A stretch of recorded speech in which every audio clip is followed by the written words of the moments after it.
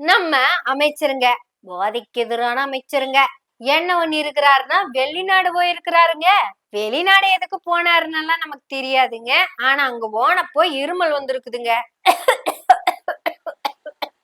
அப்படின்னு இருமிட்டே டாக்டருக்கு போன் பண்ணி இருக்கிறாருங்க. அவர் ஃபேமிலி டாக்டர் ஒருத்தர் இருப்பார் இல்லைங்க, அட எங்களை மாதிரி டாக்டர் தான் அவரும். அவர் என்ன பண்ணி இருக்கிறாரு, கடற்கரையோரத்தில் இருக்கும்போது உங்களுக்கு இருமல் வந்தா இந்த டானிக்கை வாயில் போட்டு கொப்பளித்து துப்புவும் அப்படின்னு எழுதி கொடுத்துருக்கிறாரு. அப்படி கொப்பளித்து துப்பும் போது கூலிங் கிளாஸ் போட்டிருக்கணும்னு பிரிஸ்கிரிப்ஷன் கொடுத்துருக்கிறாரு.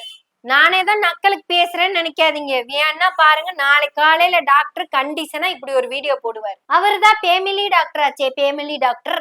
உடனே ஆராதி இதை பார்த்துட்டு வந்து, இந்த பிள்ளை டாக்டருக்கே படிக்கலீங்க, பிளஸ் டூ படிச்சு போட்டு டாக்டர் கோட்டு போட்டு நம்மளை ஏமாத்திட்டு இருக்குதே அப்படின்னு சொன்னீங்கன்னா, நான் ஆருக்கு மருந்து எழுதி கொடுக்க மாட்டேன், ஆருக்கு ஊசி போட மாட்டேன், ஆருக்கு டெஸ்ட் பண்ண மாட்டேன். எனக்கு நானே டெஸ்ட் பண்ணிக்கிறது தான் என்ற வேலைங்க. நல்லா மூச்சு இல்லைங்க, நல்லா மூச்சை இல்லைங்க, நல்லா மூச்சு நல்லா இல்லைங்க. நமக்கு இதுக்கு மேல ஒண்ணும் தெரியாதுங்க, இதுவே வேலை பார்க்கலீங்க. இந்த அளவுக்கு தான் நம்மளோட டாக்டர் அறிவுங்க.